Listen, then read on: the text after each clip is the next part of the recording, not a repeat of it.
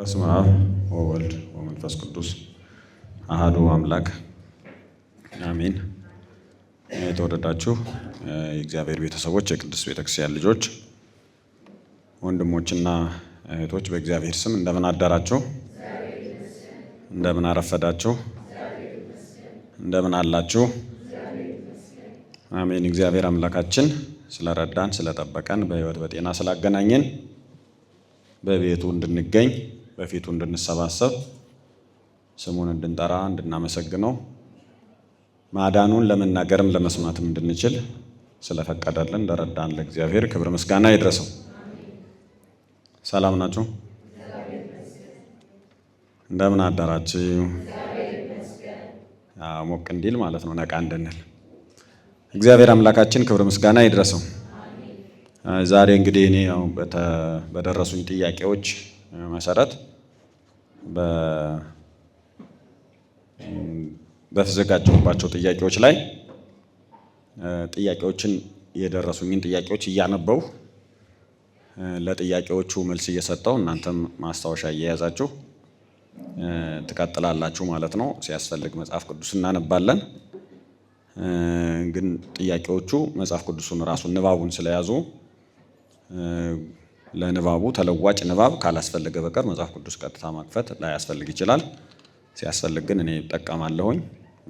በኋላ የተወሰነ 30-40 ደቂቃ ሂጄ ጥያቄዎችን ከጨረሱ እናንተ ተጨማሪ ጥያቄዎችን ግልጽ መሆን ያለባቸውን ነገሮች እንድታነሱ እድል ከፍታለሁ ማለት ነው። እግዚአብሔር ይርዳን። አጠቃላይ ጥያቄዎቹ በአንድም በሌላም ከነገረ ክርስቶስ ጋር የተያያዙ ናቸው። የመጀመሪያው ጥያቄ የሐዋርያት ሥራ ምዕራፍ 4 ቁጥር 12 ነው። የምዕራፍ 4 ቁጥር 12 ሁሉም ሰው ያውቀዋል ብዬ የምገምተው ጥቅስ ነው። ስለዚህ እሱን አነብላችኋለሁ ማለት ነው። የሐዋርያት ሥራ ምዕራፍ 4 ቁጥር 12 መዳንም በሌላ በማንም የለም፣ እንድንበት ዘንድ የሚገባን ለሰዎች የተሰጠ ስም ከሰማይ በታች ሌላ የለምና። ይሄ ንባቡ ነው። ጥያቄው ይህ ጥቅስ በነገረ ክርስቶስ አስተምሮ እንዴት ይታያል? በኢትዮጵያ ኦርቶዶክስ ተዋሕዶ ቤተክርስቲያን ይህንን ሐሳብ እንዴት ልንተረጉመው እንችላለን? በትምህርቷ መሰረት ላይ ተመስርተን እንዴት ልንተረጉመው እንችላለን የሚል ነው። ስለዚህ ይሄ በአማርኛ የለመድነው ስለሆነ እኔ እንደዚህ አይነት የመጽሐፍ ቅዱስ ጥያቄዎች ሲመጡ የምከተለውን የመልስና የጥናት ሕግ ስመልስ ሳጠና የምከተለውን ሕግ ነግራችሁና እሱ ግልጽ ሆኖላችሁ ከዛ አስከትላለሁ ማለት ነው። የመጽሐፍ ቅዱስ ጥያቄዎች ሲመጡ ሁልጊዜ እኔ መጀመሪያ የምጠይቀው ጥያቄ ይሄ ንባብ ትክክለኛ ንባብ ነው ወይ፣ ንባቡ አለ ወይ የሚለውን ነው። ስለዚህ ይሄ ምን ይባላል? ንባብ ማጣራት፣ ንባብ ማረጋገጥ፣ ዘሩ መኖሩን ቢኖርም አለመለወጡን፣ ትክክለኛ መሆኑን፣ ልዩነት የሌለው መሆኑን ቸክ ማድረግ ማለት ነው። ስለዚህ የመጀመሪያ ሕግ ይሄ ነው። ስለዚህ ዘሩ ከሌለ፣ ንባቡ ከሌለ ጠያቂው የጠየቀው ጥያቄ በሌላ መንገድ ነው መታየት ያለበት። ወይም ንባቡ ልዩነት የሚያሳይ ከሆነ ከመጽሐፍ ልዩነት የሚያሳይ ከሆነ ጥያቄው በዛው በልዩነቱ መሰረት ላይ ነው ተመስርቶ መልስ የሚያገኘው ማለት ነው። ስለዚህ ይሄ የመጀመሪያ ሕግ ነው። ቀጥሎ ሁለተኛው ሕግ የቤተክርስቲያናችን መጻሕፍት አባቶቻችን ትርጓሜዎቻችን፣ በተለይ ትርጓሜ ቤት የኛ ትርጓሜ ስላለን ትርጓሜ ምን ይለዋል? ይሄንን በትርጓሜ ምን ይባላል? ይሄ እንዴት ተተረጎመ? እንዴት ተፈታ? ምስጢሩ እንዴት ታየ? የሚል ሁለተኛ ጥያቄ ማለት ነው። ስለዚህ ምንጫችን ሁለተኛ የምንሄደው ወደ ትርጓሜ ባህላችን ወደ ትርጓሜ ምንጫችን ነው ማለት ነው። ሶስተኛ በንባብና በትርጓሜ ያገኘነው ሐሳብ ምስጢሩ የተዋሃደ የተስማማ ከአጠቃላይ የቤተክርስቲያን ትምህርት ጋር አብሮ የሚሄድ ነው ወይ? ስለዚህ አሁን ይሄ ከአሁን በፊት ሰምታችሁት ሊሆን ይችላል፣ ያወቃችሁትም ነገር ሊሆን ይችላል። ሩል ኦፍ ፌዝ የሚባል አለ። ሩል ኦፍ ፌዝ ማለት የቤተክርስቲያኒቱ እምነት ምንድን ነው የሚል ገዢ የሆነ ሕግ አለ። ለምሳሌ አንድ ብነግራችሁ ክርስቶስ ፍጹም ሰው ፍጹም አምላክ ነው። ይሄ እምነት ነው። ይሄ እምነት ጥቅስ ላይ ቀጥታ ትርጓሜ ላይ ቀጥታ ላናገኘው ብንችል እንኳን ይሄንን ሩል ኦፍ ፌዝ መጣስ አንችልም። ጥቅሱ ቀጥታ ባናገኘው ቀጥታ ላይ የለም ማለት ጨራሽ የለም ሐሳቡ ማለት አይደለም። ምሳሌ ሆነ ስለሆነ ይሄንን ያነሳሁት ለማስረዳት ስለሆነ ላይመች ይችላል። ስለዚህ የቤተ ክርስቲያኒቱ እምነት ምንድን ነው ብለን የቤተ ክርስቲያንን እምነት ወጥ የሆነውን ነባሩን እናጠናለን፣ ቋሚውን እናጠናለን። ከመጀመሪያው ጀምሮ እስከዛ ድረስ ያለውን እሱን በንባብ ቸክ እናደርጋለን። እሱን በትርጓሜ ቸክ እናደርጋለን። ወጥ ከሆነው ከትርጓሜ ከቤተ ክርስቲያን እምነት ሩል ኦፍ ፌዝ ጋር ግጭት ካልፈጠረ መልሱ ተቀባይነት አለው እንላለን። ግጭት ከፈጠረ መልሱ መታየት አለበት እንላለን። ወይ በንባብ መስተካከል አለበት፣ ወይ ደግሞ ትርጓሜ መስተካከል አለበት። ወይ ትርጓሜ ላይ ወይ ንባብ ላይ ችግር ሊኖር ይችላል ማለት ነው። ምስጢሩ አለመስማማት ችግር ውስጥ የገባው ማለት ነው። ሩል ኦፍ ፌዙ ላይ ችግር የፈጠረው ለምሳሌ የክርስቶስን ፍጹም ሰው ፍጹም አምላክነት ጥያቄ ውስጥ የሚከት የሆነ ንባብ የሆነ ማብራሪያ ቢመጣ ተመልሰን ለምንድን ነው ከዚህ እምነት ጋር ሊስማማ ያልቻለ? ንባቡ ተለውጦ ነው? ትርጓሜው ተለውጦ ነው? ለምንድን ነው ብለን ቸክ እናደርጋለን ማለት ነው። እነዚህ ህጎች ናቸው። አሁን እኔስ ይሄንን በየደቂቃው በየሰዓቱ ላልናገር እችላለሁ። ግን በዚህ እያልኩ እያስጠናው ሲሄድ ምንድን ነው እያደረገ ያለ የሚለውን ነገር ደጋግማችሁ እንዳታስቡ ወደ አይምሯችሁ እንዳይመጣ ነው ይሄንን የምከተለውን ህግ ለዝግጅትም መልስም ስሰጥ የምከተለውን ህግ ወይም ዘዴ የተናገርኩ ማለት ነው። ስለዚህ አሁን ዘር ቸክ እናደርጋለን። ንባቡ በአማርኛ ላይ መዳንም በሌላ በማንም የለም እንድንበት ዘንድ የሚገባን ለሰዎች የተሰጠ ስም ከሰማይ በታች ሌላ የለምና የሚለው ንባቡ። አሁን ግዕዝ ሄድና ግዕዝ አነባለሁ። ሁላችሁም ላሰሙኝ ትችላላችሁ። ግን ቀጥታ የአማርኛ ፍቺ ሰጠዋለሁ። የግዕዙን ቀጥታ ንባብ ቀጥታ ፍቺ ሰጠዋለሁ። ከዛ በኋላ ቀጥታ ዘራችን ያለው በግዕዝ በአማርኛ ያለውን ዘር እናስተያያለን። ግዕዝ ንባብ እንዲህ ይላል። ዋልቦ ካልእ ሕይወት በዘያሃዩ ዋልቦ ካልእ ስም በታሕተ ሰማይ ዘይትወሀብ ለእጓለ እመሕያው። ይሄ ወደ አማርኛ ቀጥታ ሲፈታ በሚድኑበት ገንዘብ የሚድኑበት ሌላ ሕይወት የለም። ለሰው ልጆች ከሰማይ በታች የተሰጠ ወይም የሚሰጥ ዘይትወሀብ ስለሚል ግዙ ከሰማይ በታች የሚሰጥ ሌላ ስም የለም። ወይም ለሰው ልጆች የተሰጠ ወይም የሚሰጥ ሌላ ስም ከሰማይ በታች የለም። ከሰማይ በታችን ወደ ኋላም ወደፊትም ማምጣት እንችላለን። የግዕዙ ሰዋስው ሕግ ይፈቅዳል። ደግሜ ላነበው የአማርኛው። በሚድኑበት ገንዘብ የሚድኑበት ሌላ ሕይወት የለም። ለሰው ልጆች ከሰማይ በታች የተሰጠ ወይም የሚሰጥ ሌላ ስም የለምና። ወይም ለሰው ልጆች የሚሰጥ ሌላ ስም ከሰማይ በታች የለምና። ከሰማይ በታችን ነው ቦታ ይቀየሩ እንጂ ንባቡ አንድ ነው ማለት ነው። አሁን ይሄ ልዩነት አለው የለውም? የግዕዙ ፍቺ ከግዕዝ የተፈታው የመጣው አማርኛና ከነባር እንደዚህ ከምናነበው ይሄ አቡነ ተክለ ሃይማኖት ነው። አቡነ ተክለ ሃይማኖትም እንደዛ ነው የሚያነበው። የአቡነ ተክለ ሃይማኖት መጽሐፍ ቅዱስ ነው ማለት በ1980 የብፁዕ ቅዱስ አቡነ ተክለ ሃይማኖት የሚባለው ነው ይሄ ማለት ነው። እና እንደዛ ነው የሚያነበው። ቅድም እንዳነበው ሁላችሁ ነው የሚያነበው። ግዕዙን ስንፈታው የግዕዙ ፍቺና ከመጽሐፍ ቅዱስ ላይ ቀጥታ የወሰድነው አማርኛ አንድ አይነት ነው አይደለም? በቃ ሰምታችሁኛል። አይደለም። ንባቡ ልዩነት አለው። ምንድነው ልዩነቱ? ይኸው የሚለውን ተመልከቱ። በሚድኑበት ገንዘብ የሚድኑበት ሌላ ሕይወት የለም።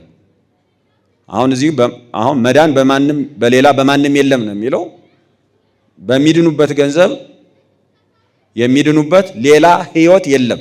ሕይወት ገብቷል እዚህ ማለት ነው። ለሰው ልጆች ከሰማይ በታች የተሰጠ ወይም የሚሰጥ ሌላ ስም የለም። ወይም ለሰው ልጆች የሚሰጥ ወይም የተሰጠ ሌላ ስም ከሰማይ በታች የለም። ይሄ ሐሳቡን ሙሉ በሙሉ ላይ ቀይረው ይችላል፣ ወይም ብዙ ላይ ርቅ ይችላል። ነገር ግን ልዩነት አለው። ከዚህ መጀመሪያ ትነሳላችሁ ማለት ነው። ዘር ማጣራት የሚባለው ይሄ ነው። ዘር ስናጣራ የዘር ልዩነቶች ካሉ ጥንቃቄ ማድረግ ይኖርብናል ማለት ነው። የንባብ ልዩነቶች ካሉ ጥንቃቄ ማድረግ ያለብን ማለት ነው። ከዛ ቀጥሎ ይሄንን መምህራኖቻችን እንዴት ነው የሚረዱት? ትርጓሚዎቻችን እንዴት ነው የሚረዱት? የቤተ ክርስቲያን ትርጓሜ እንዴት ነው የሚተረጉመው የሚለውን ደግሞ ከትርጓሜ ላይ ቀጥታ የወሰድኩትን ስሙትና አብራራላችኋለሁ። በሚያምኑ በሚድኑ ገንዘብ ሌላ ሕይወት የለም። ከኔ ፍቺ ጋር ኦልሞስት ይቀራረባል። በሚያምኑ በሚድኑ ገንዘብ ሌላ ሕይወት የለም፣ ከሰማይ በታች ለሰው ሁሉ ድህነት ሆኖ የሚሰጥ ሌላ ስም የለምና። ይሄን ያረግና ማቴዎስ 1:21ን ይጠቅሳል። ማቴዎስ 1:21 ከዚህ ጋር መቆራኘቱን በማስታወሻችሁ ላይ ያዙ ማለት ነው። ለምን? ምክንያት ስላለው፣ ዝም ብሎ አልተቆራኘም። ምክንያት ስላለው ቀጣይ እዚህ ላይ ተመስርቼ ነው እኔ እያብራራሁ እየገነባሁ የምሄደው ማለት ነው። አሁን እነዚህ ዘርና ትርጓሜዎቻችን ናቸው። እነዚህን ዘርና ትርጓሜዎች ይዘን ይሄንን ንባብ እንዴት ነው መረዳት ያለብን የሚለውን ስመጣ እነዚህን ነጥቦች በዝርዝር ይዘን እንሄዳለን ማለት ነው። ቅዱስ ጴጥሮስ ይህን ትምህርት ያስተማረበት አውድ የፈውስ ተአምር ታሪክ አውድ ውስጥ ነው። አውዱን መጀመሪያ ስንወስደው የሐዋርያት ሥራ ምዕራፍ 3 እና ምዕራፍ 4ን ስናነብ ቅዱስ ጴጥሮስ ይሄንን ትምህርት ምን ሁኔታ ውስጥ ነው የተማረው? በምን አውድ ውስጥ ነው ያስተማረው? የቅዱስ ጴጥሮስ ንግግር ስለሆነ የተናገረው የፈውስ ተአምር በተደረገበት ትረካ አውድ ውስጥ ነው። ቅዱስ ጴጥሮስ እንደዛ ነው የተናገረው።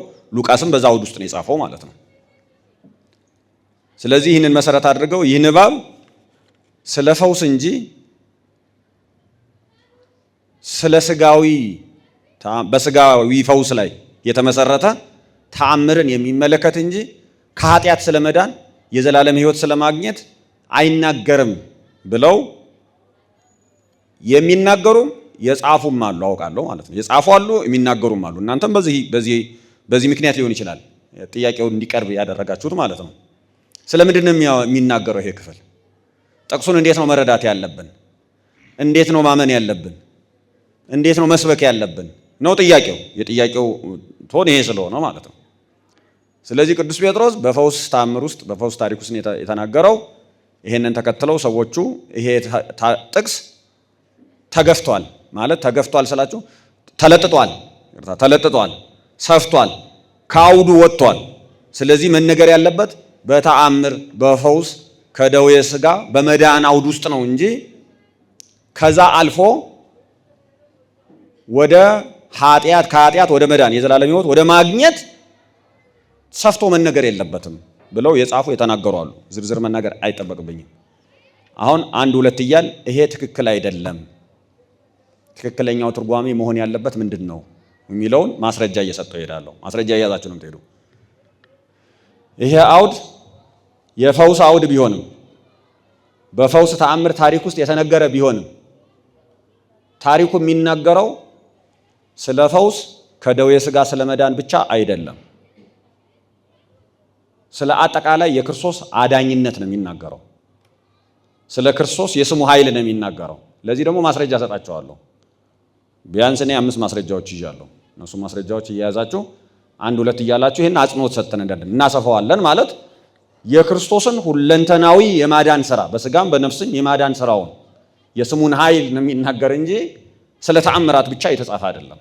ለዚህ ምን ማስረጃ አለን? ማስረጃ 1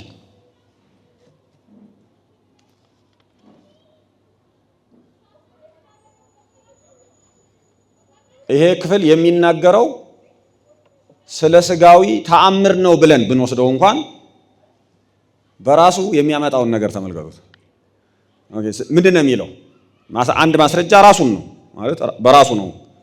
ይሄ ነገር የተነገረው ስለ ስጋዊ ማዳን እንጂ ከኃጢአት ስለመዳን የዘላለም ሕይወት ስለማግኘት አይደለም፣ ሰፍቷል ብሎ የሚለውን ክርክር ራሱን በራሱ ማለት ነው ቸክ ማድረግ አለብን። ምን ብለን ኦኬ እንውሰደው።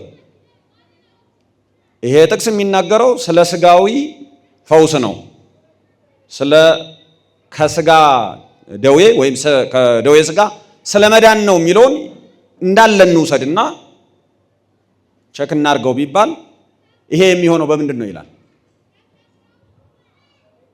በማን ስም ነው ይላል? በማን ስም ነው የሚለው? በኢየሱስ ክርስቶስ ስም ነው እንጂ በሌላ ስም አይደለም ይሄንንም የፈወስ ነው ይላሉ አይደል እነሱ። ከደዌ ስጋ ሜዳ ያፈወስ ነው፣ እግሩን ሽባ የነበረውን ሰው ቆሞ እንዲሄድ ያደረግነው በኢየሱስ ክርስቶስ ስም ነው አሉ።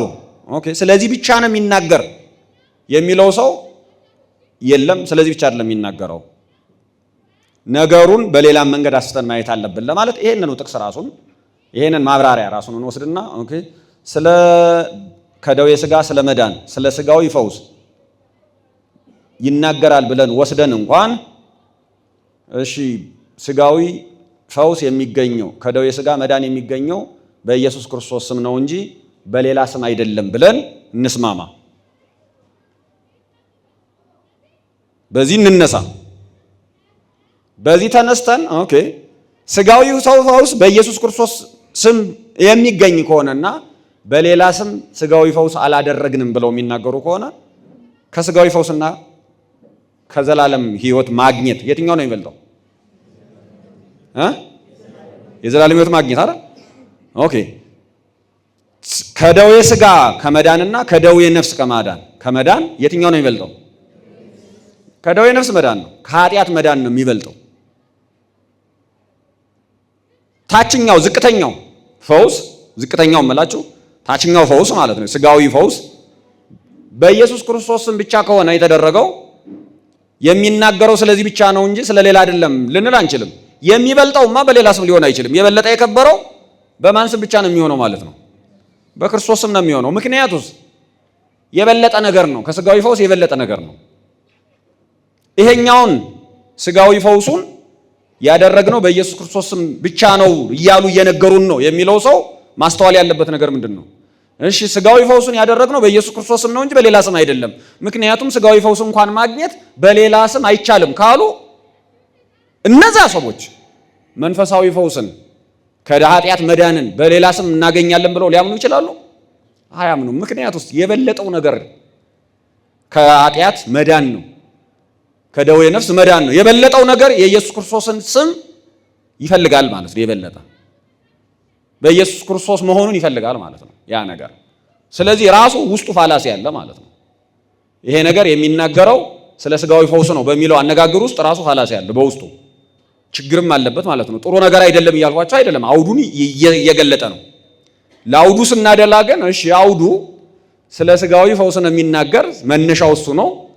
ነገር ግን ስለ ሥጋዊ ፈውስም ስትናገር ይሄ ነገር የሚደረገው በኢየሱስ ክርስቶስ ስም ነው እንጂ በሌላ ስም አይደለም ብለህ ከተናገር ስለ ነፍስ መዳን ከኃጢአት ስለ መዳን ስትናገር ከሥጋዊ ፈውስ በታች አድርገህ ልትናገር አትችልም።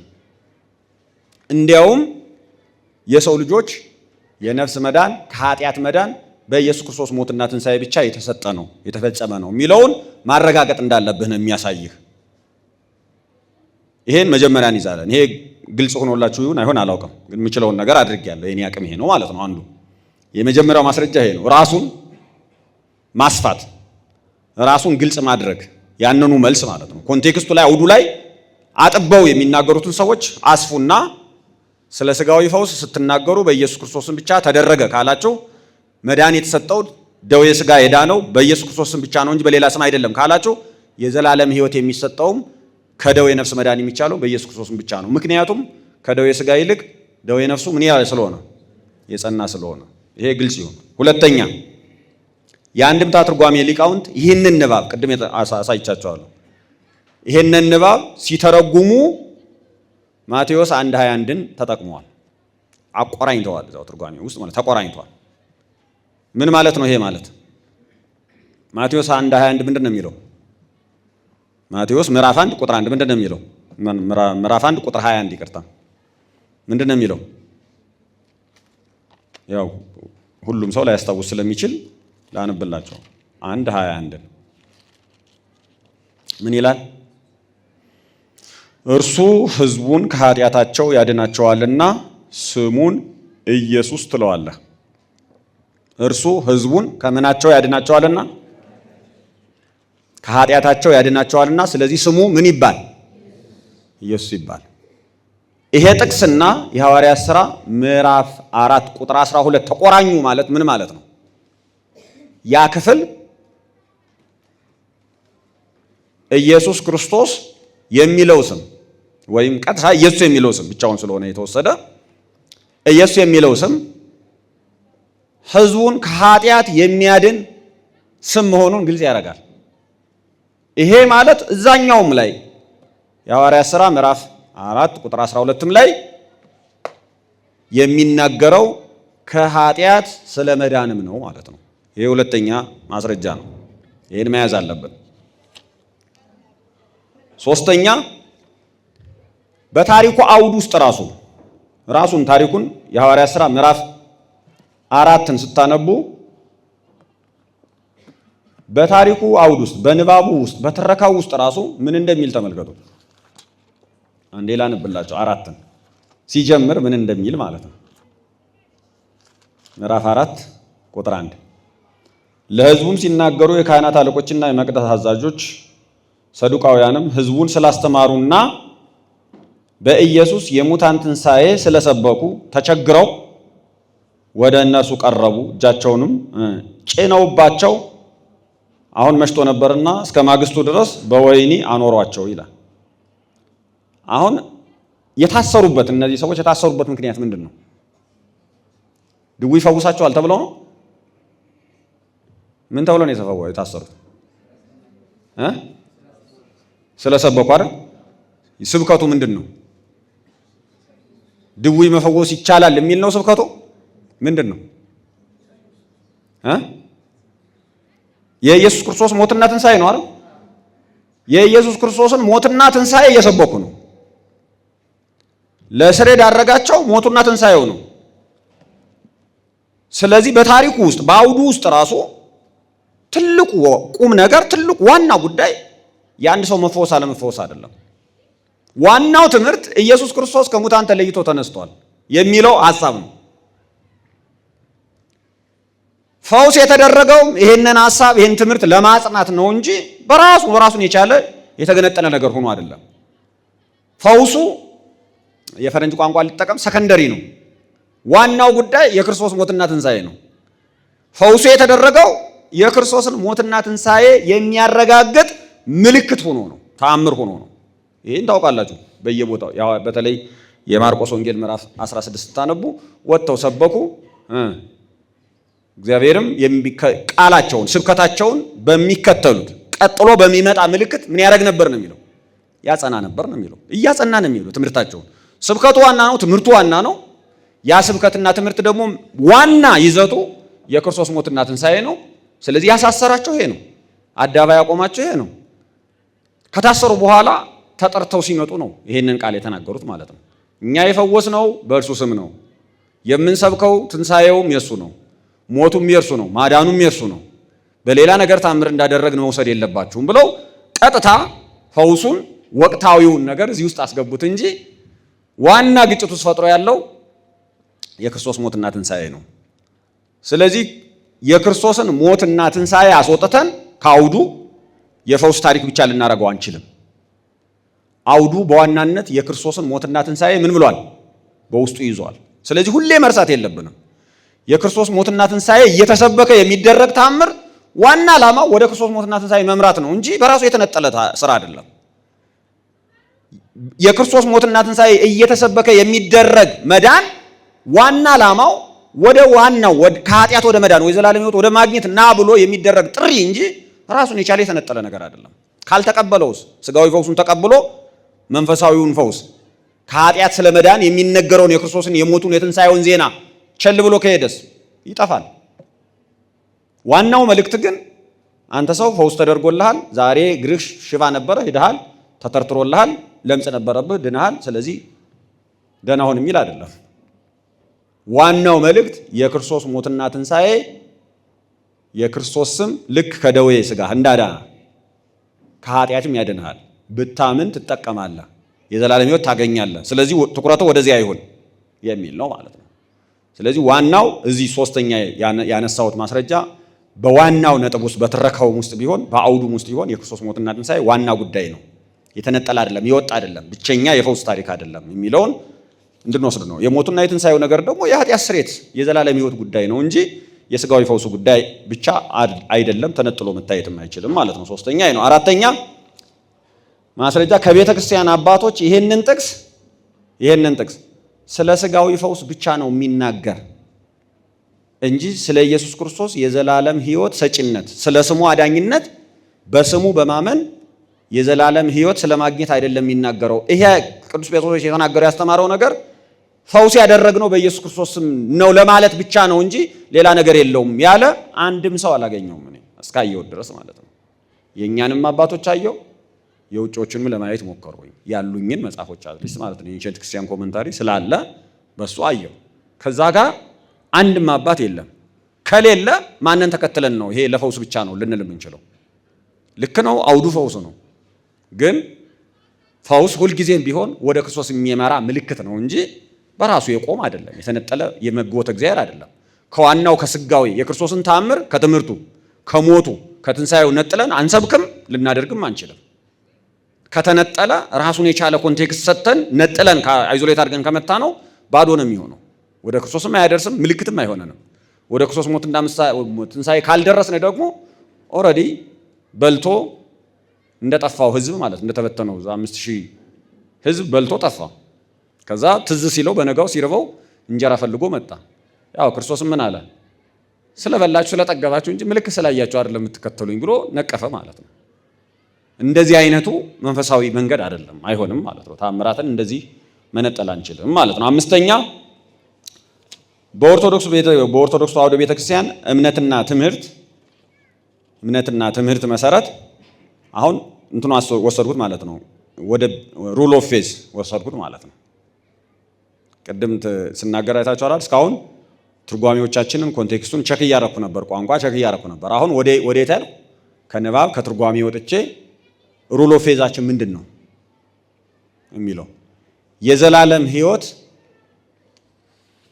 ያገኘ ነው የምናገኘው፣ ልጅነት ያገኘ ነው የምናገኘው፣ ያልተቀበሉት የሚያገኙት፣ የተቀበሉት ልጅነት ያገኙት በክርስቶስ ሞትና ትንሣኤ ቀደም ሲልም ያው ቀዳሚ ስለሆነ ሰው መሆኑን መሞቱን መነሳቱን አምነው ተጠምቀው ነው እንጂ የዘላለም ሕይወት ከጥምቀት ውጪ፣ የዘላለም ሕይወት ከእምነት ውጪ፣ የዘላለም ሕይወት ከክርስቶስ ሞትና ትንሣኤ የማዳን ሥራ ከክርስቶስ ስም ውጪ ሊኖር አይችልም፣ ሊሰጥም አይችልም። እንደዚህ አይነት ትምህርት በቤተክርስቲያንም የለም። ይሄ ማለት አጠቃላይ እምነታችን አንድ ሰው በክርስቶስ ካላመነ በቀር የዘላለም ሕይወት ሊያገኝበት የሚችልበት መንገድ የለውም። የክርስቶስን ስም ካላወቀ፣ በስሙ ካላመነ፣ በሞቱ በትንሣኤው ካላመነ፣ ካልተጠመቀ ልጅ ሊሆን አይችልም። የዘላለም ሕይወት ሊያገኝ አይችልም። ተስፋ ሊኖረው አይችልም ማለት ነው። ይሄ መሪው ሕግ ነው። ማንም ሰው የማይቃወመው ሕግ ነው። አይ ክርስቶስን ባላውቀውም ክርስቶስን ባላምነውም በክርስቶስም ባላምንም ባልጠመቅም በአብ በወልድ በመንፈስ ቅዱስም የእግዚአብሔር ልጅ መሆን ይችላል፣ መንግስቱን መውረስ ይችላል የሚል ካለ ይሄ የክርስትና ትምህርት አይደለም። ስለዚህ እምነታችን እንዳለ ያስወጣዋል ማለት ነው። ስለዚህ ይሄ ከሆነ የኢትዮጵያ ኦርቶዶክስ ተዋሕዶ ቤተክርስቲያን ይሄ እምነት ካላት ይሄን እምነትም የምናውቅና የምናምን ከሆነ መዳን በሌላ በማንም የለም እንድንበዘን ከሰማይ በታች የተሰጠ ሌላ ስም የለምና የሚለው ንባብ የዘላለም ሕይወት የሚገኘው በክርስቶስ ስም ነው። በክርስቶስ ስም የማያምኑ በክርስቶስ ስም በሞቱ በትንሣኤው ያላመኑ ሰዎች የዘላለም ሕይወት ተስፋ ሊኖራቸው አይችልም፣ ልጅነት ሊያገኙ አይችሉም የሚለው ትምህርት ምን ይሆናል ማለት ነው? አክሴፕትድ ይሆናል ማለት ነው። ለምን? ከዋናው ትምህርት ጋር ማለት ነው። ንባቡን ለፈውስ ብቻ መተርጎምን እናስወጣና ወይም እንተውና ይሄ ለስጋዊም ለመንፈሳዊም ለስጋም ለነፍስም ለሁለንተናዊ ፈውስ የክርስቶስ ስም ሕይወት ሰጪ ፈዋሽ አዳኝ ከኃጢአትም ከደዌ ነፍስም ከደዌ ስጋም የሚያድን ነው የሚለውን የሚናገር እንጂ ነጥሎ አንድ ኮንቴክስት ብቻ ውስጥ ገብቶ የሚቀር አይደለም የሚለውን እንዘጋለን ማለት ነው። ይሄ ጥያቄ ካላችሁ ታነሳላችሁ በኋላ።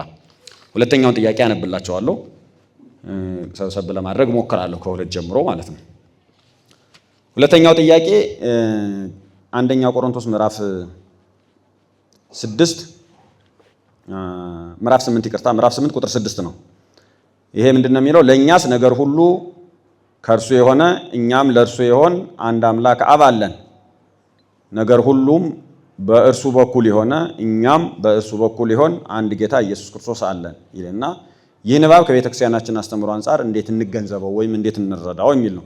አሁን ይሄ በግልጽ የትኛው እንዳለ ንባቡ ነው ችግር የፈጠረው ወይስ ይህንን ንባብ ተከትሎ የሚመጣ የተፈጠረ ጥያቄ አለ፣ እዚህ ንባብ ውስጥ ያስቸገረ ቃል አለ የሚለውን በግልጽ አላየውም እዚህ ጥያቄ ውስጥ ማለት ነው።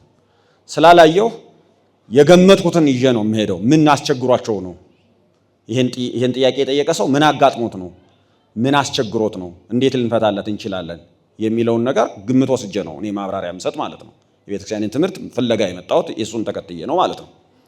ስለዚህ በዚህ ጥያቄ ውስጥ ምንድነው የተጠየቀው? ንባቡ ከቤተክርስቲያናችን እምነትና ትምህርት አንጻር እንዴት ተረጎማል ይመስለኛል። እንዴት ነው መተርጎም ያለብን? ምንድነው ንባቡ እያለ ያለው? ለእኛስ ነገር ሁሉ ከእርሱ የሆነ እኛም ለእርሱ የሆን አንድ አምላክ አብ አለን ይላል። ስለዚህ ንባቡ ውስጥ አንድ አምላክ አብ አለን ብሎ አምላክን አብን አምላክ እኛም ነገር ሁሉ ከእርሱ የሆነ እኛም ለእርሱ የሆን ብሎ አምላክ ብሎ አብን ጠራ። ከዛ ቀጥሎ ነገርም ሁሉ በእርሱ በኩል የሆነ እኛም በእርሱ በኩል የሆን አንድ ጌታ ኢየሱስ ክርስቶስ አለን። ስለዚህ ኢየሱስ ክርስቶስን በተመለከተ ጌታ ለምን አለ? አብን በተመለከተ አምላክ ለምን አለ? ከዛስ አንድ አለን እያለ ሁለቱን እየነጠለ አንድ ለምን ይላል? እንደዚህ አይነት ነገሮች ከሆኑ ያስቸገሯችሁ እነሱን በተመለከቱ ማብራሪያዎች እሰጣለሁ ማለት ነው። ሐሳቡን ወይም ኢየሱስ ክርስቶስንና አብን ይነጣጥላል፣ ያለያያል፣ የሚነጣጥል የሚያለያይ የተለያዩ አካላት አድርጎ ያቀርባል። የተለያዩ አካላት ናቸው፣ ግን በምስጢሩ ማለት ነው። ግን የተለያዩ አማልክት አስመስሎ ያቀርባል። አብ ሌላ አምላክ፣ ወልድም ሌላ አምላክ ወይም ሌላ ጌታ አድርጎ አስመስሎ ያቀርባል እያላችሁ ከሆነ ማለት ነው። ለዚህ መጀመሪያ ሁሌም የምንፈትሸው በሕጋችን መሰረት ንባቡን ስለሆነ ንባቡ ከግዕዙ ጋር ቀጥታ የግዕዙና አማርኛው ንባብ ተቃርኖ የላቸውም። ቀጥታ የሆነ ተቃርኖ የላቸውም። ግን የሚተረጎሙበትን መንገድ ልንገራቸው። አንድምታ ትርጓሜያችን የሚፈታበትን መንገድ ይሄንን ማለት ነው። ምክንያቱም ከዛ ስለሆነ ምስጢር የምንወስደው። ለእኛ ግን ፈጣሪያችን እግዚአብሔር አንድ ነው። ይሄ ፍቺ ነው፣ ቀጥታ የተሰጠ ፍቺ ነው ማለት ነው። ለእኛ ግን ፈጣሪያችን እግዚአብሔር አብ አንድ ነው። ከዛ ምን ይላል? አንድ ነው ማለት በተለየ አካሉ አንድ ነው ማለት ነው ይላል። ከዛ ቀጥሎ በባህሪ በህልውና ከአብና ማነው ከወልድና ከመንፈስ ቅዱስ ጋርም አንድ ነው ይላል። ይሄንን ሐሳቡን እንዴት እንደሄዱበት ተመልከቱ። ዶግማ ስለሆነ ይሄ ግልጽ እንዲሆንላችሁ ማለት ነው። ለእኛስ ፈጣሪያችን እግዚአብሔር አብ አንድ ነው ብሎ ወሰደ። ከዛ አንድ ነው ማለት ምን ማለት ነው ሲባል በተለየ አካሉ አንድ ነው። ልዩ አካል ያለው አንድ ነው። አብ የሚባል አንድ አለ። ከዛስ በባህሪ በህልውና ደግሞ ከወልድ ከመንፈስ ቅዱስ ጋር እርሱ አንድ ነው። አንድነትን ልዩነትም ተዋህዶም አድርጎ እንዳቀረበ እንዳትረሱ። አሐዱ የሚለውን አንድ የሚለውን ተዋህዶም አደረገው፣ መለየትም አደረገው። ለሶስትነት ተጠቀመው፣ ለተዋህዶም ተጠቀመው። ምን ብሎ ለሶስትነት ሲጠቀም ለእኛስ ፈጣሪያችን እግዚአብሔር አብ አንድ ነው አለና በተለየ አካሉ አንድ ነው አለ። በተለየ አካሉ ሲል ሶስቱን አካላት እየነጠለ በሚጠራበት መንገድ አመጣው ማለት ነው። ተከፍሎን ነገረን ማለት ነው። ተከፍሎ እንለዋለን በግዕዝ መለየት ማለት ነው። የአካላት ልዩነት ማለት ነው። የአካላት መከፋፈል ማለት ነው። የተለያዩ አካላት ናቸው። ስለዚህ በተለየ አካሉ አንድ ነው። ያንን አካል ወልድ ልንለው ወልድ ልናደርገው አንችልም። መንፈስ ቅዱስ ልንለው መንፈስ ቅዱስ ልናደርገው አንችልም። የተለየ ራሱን የቻለ አንድ አካል ነው። ይህ አካል አብ የተባለው ወልድ ሊሆን አይችልም፣ መንፈስ ቅዱስ ሊሆን አይችልም። ወልድ ሊባል አይችልም፣ መንፈስ ቅዱስ ሊባል አይችልም። በስምም አይጠራም፣ ተቀይሮም ሊሄድ አይችልም። ይሄንን ምናልባት ምስጢረ ሥላሴ ስትማሩ ሰምታችሁት ከሆነ ፍልሰታ አካላት የለም እንላለን። ፍልሰታ አካላት ማለት የአብ አካል የወልድ ወይም የመንፈስ ቅዱስ አካል ወደ መሆን አይፈልስም። የወልድ አካል የአብ የመንፈስ ቅዱስ ወደ መሆን አይፈልስም። የመንፈስ ቅዱስ አካል የአብ የወልድ ወደ መሆን አይፈልስም። የአብ አካል ሁልጊዜ ያው አብ ነው። የወልድ አካል ሁልጊዜ ያው ወልድ ነው። የመንፈስ ቅዱስ አካል ሁልጊዜ መንፈስ ቅዱስ ነው። ስለዚህ አንዱ አካል አንድ ነው፣ ራሱን ችሎ ነው ያለ ማለት ነው። ራሱን ችሎ የሚለውን ቃል በዶግማ እንዳታቀሩት፣ በተለየ መንገድ ማለት ነው። የተለየ አካል ሆኖ ማለት ነው። ከዛስ በባህሪ በህልውና ደግሞ ከአብ ማን ነው አብ ስለሆነ የሚያወራ ከወልድ ከመንፈስ ቅዱስ ጋር አንድ ነው አለ። ይሄ ተዋህዶ ነው ማለት ነው። ሶስቱን አካላት በህልውና በባህሪ አንድ ስናደርጋቸው ይሄ ማለት ከወልድ ከመንፈስ ቅዱስ ተነጥሎ ሳይሆን በባህሪ በህልውና ከወልድ ከመንፈስ ቅዱስ ጋር አንድ ነው አለና አንድ የሚለውን ቃል አዋሃደበት መልሶ ማለት ነው። ይሄን ደግሞ አለው ለሌላ ትምህርትም ሊጠቅማችሁ ይችላል። ግልጽ ሆኖላችሁ ካለም ጥሩ ነው። አብ አንድ ነው፣ ፈጣሪያችን እግዚአብሔር አብ አንድ ነው የሚለውን ቃል ለማዋሃጃም ለመክፈያም ተጠቅሞታል። ለመክፈያ ሲጠቀመው በተለየ አካሉ አንድ ነው አለና ነጠለው፣ ከፈለው፣ ለየው፣ ብቻውን አስቀመጠልን። ከወልድ ከመንፈስ ቅዱስ አካል ለጥሎ አሳየን። ሲያዋህደው ደግሞ ከወልድ ከመንፈስ ቅዱስ ጋር በባህሪ በህልውና አንድ ነው ብሎ አዋህደው። አንድ የሚለውን ቃል አዋህደበትም ከፈለበትም። ይሄን ልትሆው እዚህ ጋር ማለት ነው። ወልድንም ተመሳሳይ መንገድ ተጠቀመ። ጌታችን ኢየሱስ ክርስቶስም አንድ ነው አለና በተለየ አካሉ ማለትም ልክ እንደ አብ ወልድ የሚባለው አካል ወልድ ተብሎ ይጠራል። ወልድ የሚባለው አካል ያው ወልድ ነው። አካሉ አብ ሊሆን አይችልም፣ አብ ሊባል አይችልም። መንፈስ ቅዱስ ሊሆን አይችልም፣ መንፈስ ቅዱስ ሊባል አይችልም። ስለዚህ እንደ ጸና ይኖራል በተለየ አካሉ። ከዛስ በባህሪ በህልውና ደግሞ ከአብ ከመንፈስ ቅዱስ ጋር አንድ ነው፣ መልሶ አዋሃደበት። ስለዚህ አንድ አለን ወይም አንድ ነው የሚለውን ቃል እያዋሃደበትም እየከፈለበት ነው ያለ ማለት ነው። ከዚህ ምን እንረዳለን ለሚለው ከምስጢር አንጻር እነዚህን ማስታወሻዎች ያዙ። አንደኛ ወላዲ አስራጺ ተብሎ የሚጠራ አካል አብ ብቻ ነው።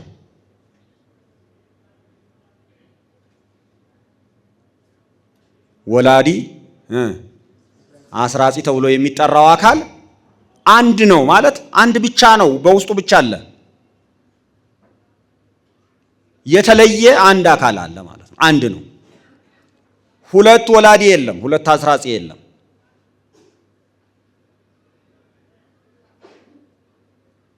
ለምሳሌ ግልጽ እንዲሆን ማለት ነው። አብ ወልድን ሲወልድ መንፈስ ቅዱስ በመውለድ ውስጥ ከአብ ጋር የለም ማለት አብ በዚህ በመውለድ ግብር አብና መንፈስ ቅዱስ አንድ ናቸው ልንል የተወለደው ወልድ ነው።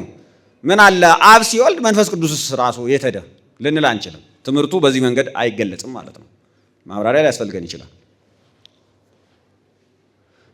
መንፈስ ቅዱስም ሲያሰርጽ ወልድ በማስረጽ ውስጥ አለ ልንል አንችልም። ይሄ አስራጺ ወላዲው አካል አንድ ነው፣ አንድ ብቻ ነው፣ የተለየ ነው።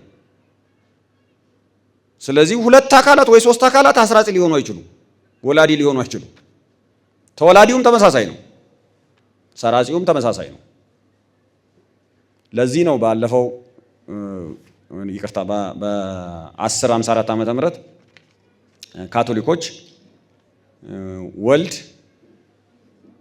መንፈስ ቅዱስን አስርጿል ወይም መንፈስ ቅዱስ ከወልድም ሰርጿል የሚለውን ትምህርት ሲያመጡ እንግዳ ነው ይሄን አንቀበልም የተባሉት ማለት ነው። ተቃውሞ ያመጣባቸው ለዚህ ነው፣ ዝም ብሎ አይደለም።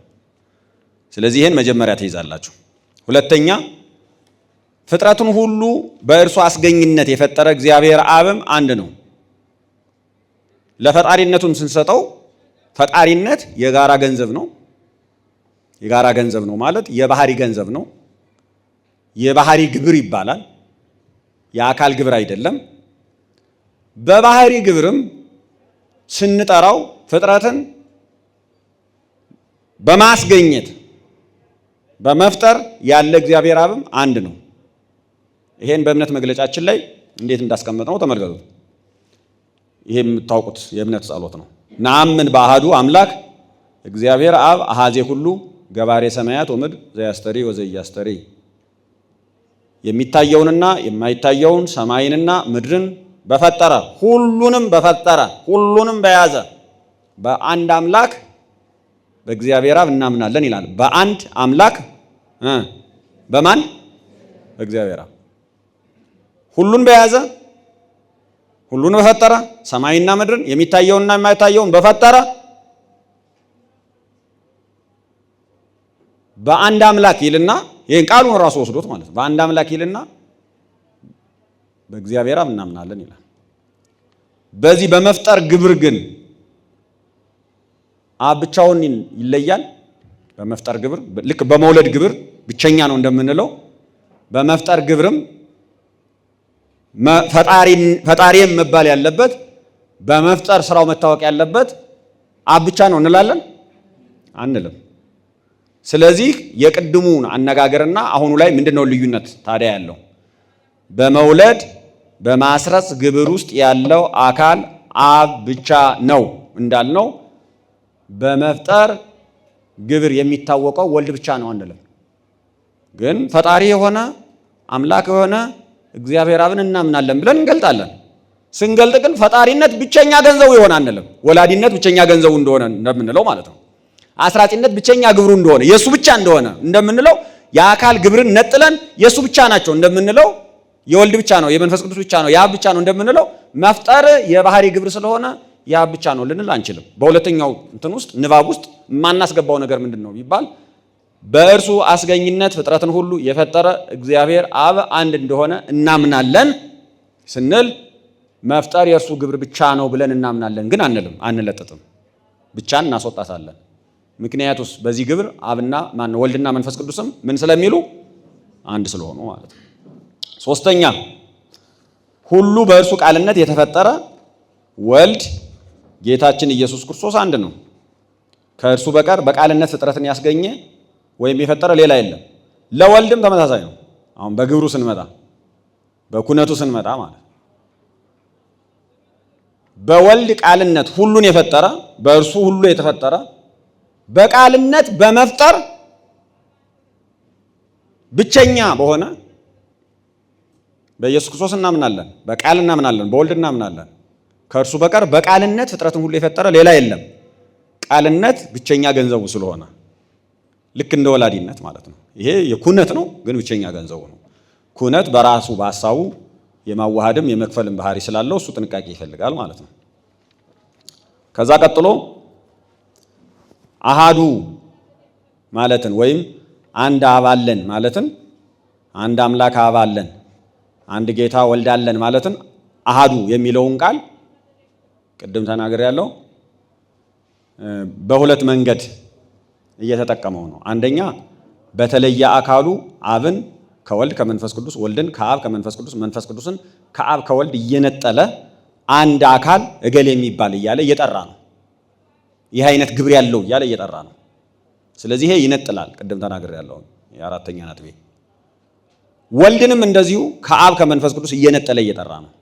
ወልድ አለን፣ አንድ ጌታ ወልድ አለን፣ አንድ ጌታ ኢየሱስ ክርስቶስ አለን ስንል እየነጠለ ነው ማለት ነው። ይሄ ምስጢር በሆነ መንገድ ዶግማቲክ በሆነ መንገድ ነው ፕሬዘንት ያደረኩት፣ ግን ሐሳቡ ይሄ ነው። እንዳለ ጥልቀት ባለው መንገድ በቤተክርስቲያን ዶግማ ውስጥ ስናስገባው ንባቡ ይሄን ነው እየተናገረ ያለው። አንድ አምላክ አንድ ፈጣሪ እግዚአብሔር አብ አለን ስንል በተለየ አካሉ ከተናገርን በወላዲነትና በአስራጺነት ብቸኛ ነው እያለ ነው።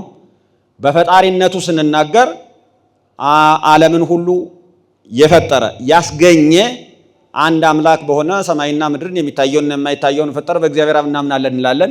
በዚህ ንግግር ውስጥ ግን ልክ እንደ ግብር የደገምሁ ነው እንደ አካል ግብራት የመለኮትን ግብር ፈጣሪነትን ለአብ ብቻ ሰጥተን ብቸኛ ነው በዚህ ልንል አንችልም። ሁለቱ አባባሎች ይባላሉ፣ ግን ልዩነት አላቸው በውስጣቸው ማለት ነው። አሁን ሶስተኛ ነዳለን። ሶስተኛው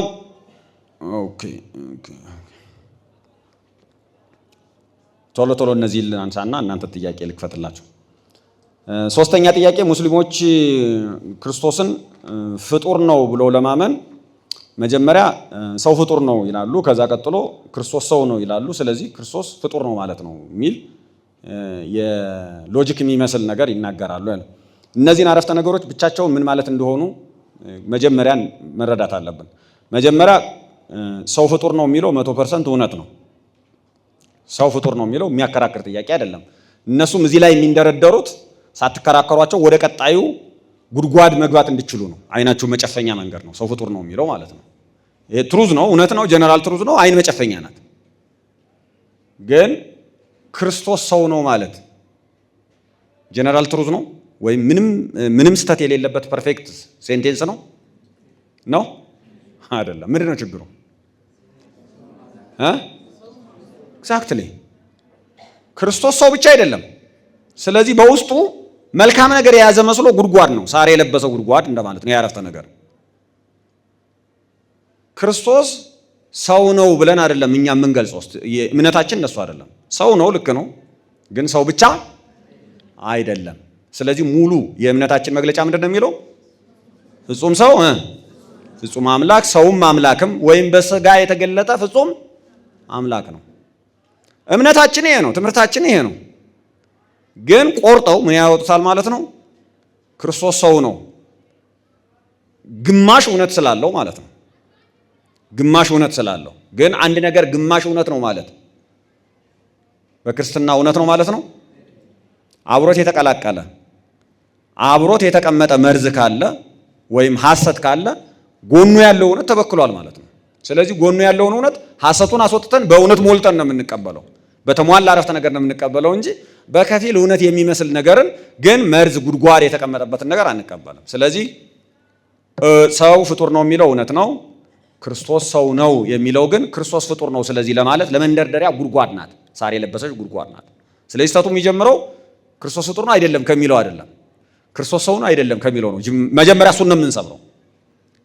ልክ ነው ይመስላል፣ እውነት ይመስላል፣ ለክርስትና ትምህርት የቀረበ ይመስላል። ግን እውነተኛ የክርስትና ትምህርት መገለጫ አረፍተ ነገር አይደለም ይሄ። ምክንያቱስ ክርስትና የሚያምነው ኢየሱስ ክርስቶስ ፍጹም ሰው ፍጹም አምላክ ብሎ ነው። ከዚህ አንጻር ዘጋንበት ማለት ነው። ሶስተኛውን አረፍተ ነገር ፉርሽ ያደረግነው ማለት ነው። ስለዚህ የሚል መንደርደሪያ አይሄድም። ስለዚህ ክርስቶስ ፍጹም ሰው ፍጹም አምላክ ነው፣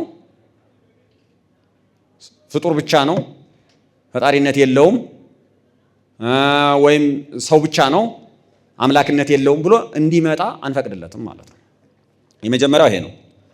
ሁለተኛ ባለፈው ይሄ ነገር ተነስቶ በቲክቶክም ብዙ አውርተናል።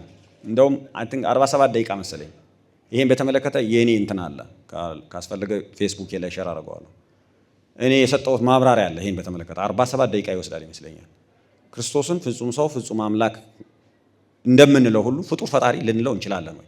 ከተዋህዶ በኋላ ፍጡር ፈጣሪ ይባላል ወይ በሚል ጥያቄ ይሄ ተነስቶ ብዙ ማብራሪያ ሰጥቻለሁ። ኦፍ ኮርስ ሰዎች የጻፏቸው ነገሮች በተሳሳተ መንገድ ቀርበዋል ብዬ ስላመንኩ የሰው ጽሑፍ እያነሳው እያብራራው ነው የሄድኩት እዛ ላይ ማለት ነው። አሁን ይሄንን ወደዚህ እናምጣው። ፍጡር የሚለውና ሰው የሚለው አንድ ነው ትርጉማቸው? ፍጡር የሚለውና ሰው የሚለው ቃላቱ ትርጉማቸው አንድ ነው? ምንድን ነው ልዩነታቸው? ፍጡር ማለት መላክንም ይመለከታል ያካትታል አይደል? ፍጡር የሚለው ቃል መላእክትን ያካትታል አያካትም? እንስሳትን ያካትታል አያካትም? ሰማይን ያካትታል አያካትም? ምድርን ያካትታል አያካትታም? ፍጥረቱን ሁሉ ያካትታል አይደል? ፍጡር የሚለው ቃል። ሰው የሚለው ቃልስ ከፍጡራን መካከል አንዱ ማለት ነው አይደል? ከፍጡራን አንዱ ማለት ነው። ስለዚህ ኢየሱስ ክርስቶስ ሰው ነው የሆነ ወይስ ፍጡር ነው የሆነው? ምንድን ነው የሆነው? ሰው ነው የሆነው ማለት ሐሳቡን መውሰድ አለበት። ኢየሱስ ክርስቶስ ፍጡር ወደ መሆን አይደለም ወይም ፍጡር አይደለም የሆነው። ፍጡሩን ሁሉ ሊሆን አይችልም፣ አልሆነም። እውነታው እሱ አይደለም፣ ምናምነው እሱ አይደለም። መልአክ አይደለም፣ ለምሳሌ መልአክ አልሆነም፣ ወይም የመላእክትን ባህሪ ገንዘብ አላደረገም። እነሱ ስለሆኑ በአብዛኛው ዕብራውያን ምዕራፍ 2 ላይ የተጠቀሱ የአብርሃምን ዘር ነው እንጂ የመላእክትን ዘር ምን አላለም አልነሳም ተብሎ የተጻፈ የእነሱ ስለሆነ ቀጥታ ማለት ነው። ስለዚህ መልአክ አይደለም። መልአክ ፍጡር ነው፣ አዎ። ግን ኢየሱስ ክርስቶስ መልአክ አይደለም። መልአክ ስላይደለ ፍጡር ሁሉ ሊሆን አይችልም ማለት ነው ቃሉን። ስለዚህ ኢየሱስ ክርስቶስ ንባብ ላይ ብዙ ጊዜ ተገኝቷል። ይሄ ኢየሱስ ክርስቶስ ፍጡር ወፈጣሪ፣ ፍጡር ወኢ ፍጡር የሚል ንባብ አለ። ግን ከግሱ ጋር ምን አለ? እስመ ክርስቶስ ብሂል ፍጡር ወፈጣሪ ሀብሩ በአሃዱ አካል። ክርስቶስ ማለት ፍጡርና ፈጣሪ በአንድ አካል ተዋሃዱ ማለት ነው ይለናል። ተዋሃዱ የሚለውን እንረሳለን ማለት ነው። ክርስቶስ የሚባል ፍጡር የለም፣ ፍጡር ብቻ የለም። ክርስቶስ የሚባል ፈጣሪ ብቻ የለም። ክርስቶስ ማለት ፍጡርና ፈጣሪ ሰውና አምላክ በአንድ አካል በአንድ ባህሪ ምን ሲሉ ነው? ሲዋሃዱ ነው። ይሄን የቅዱስ ቄርሎስን ጠቅስላችኋለሁ። ምን ይላል ቅዱስ ቄርሎስ? ወይ ነግር አነሂ ከመይ መፍቱስ ምዮ ለቃለ እግዚአብሔር ክርስቶስ ዘእንበለ ትስብእት ወይ ለትስብእት ዘእንበለ መለኮት።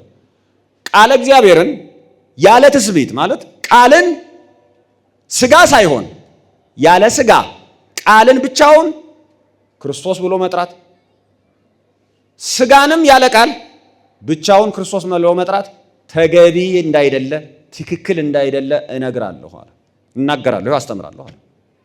ቃል ብቻ ክርስቶስ የለም፣ አምላክ ብቻ ተብሎ ክርስቶስ የለም።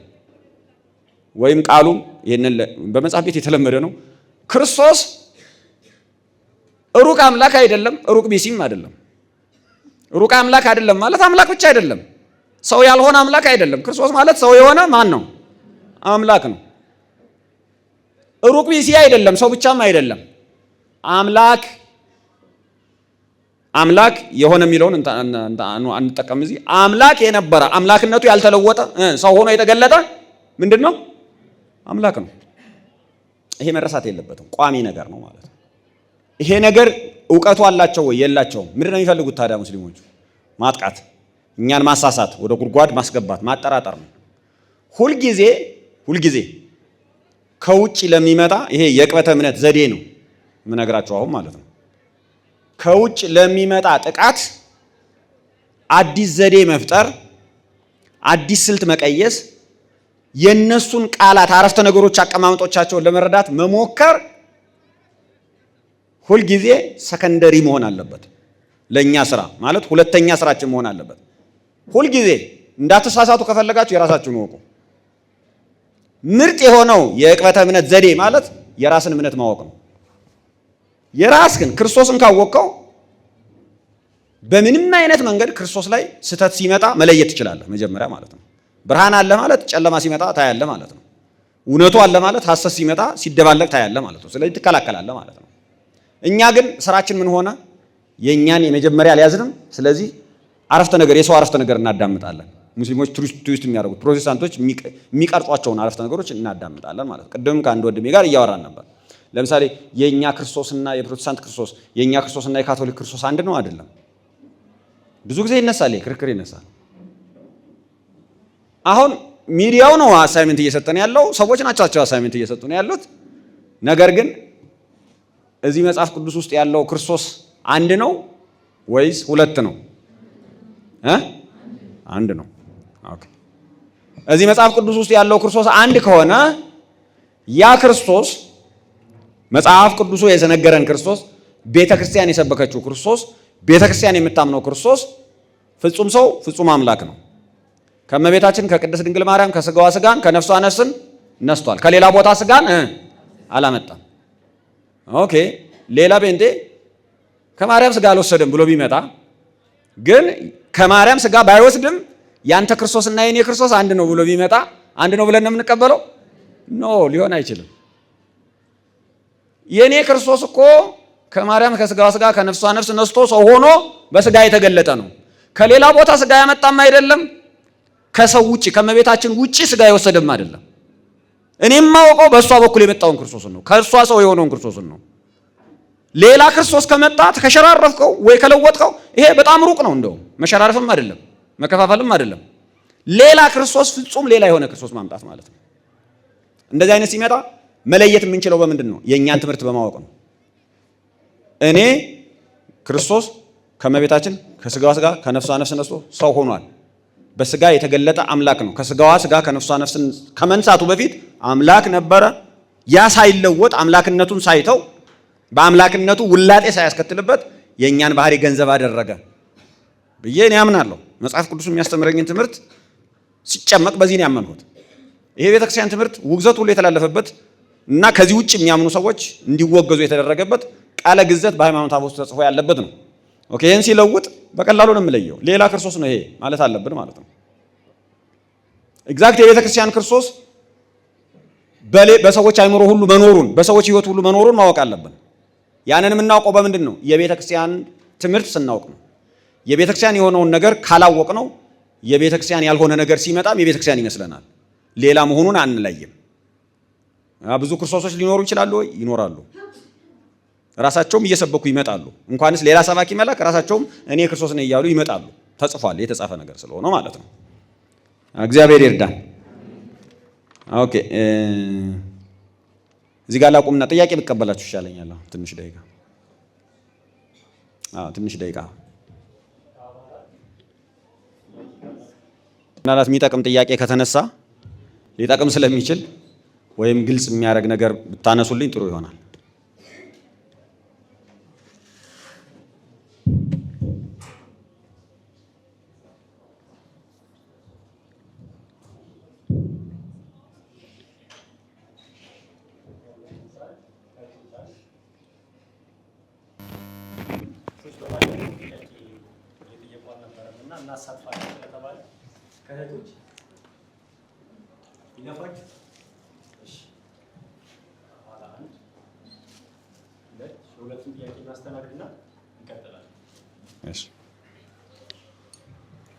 እግዚአብሔር ይስጥልኝ መምህሬ።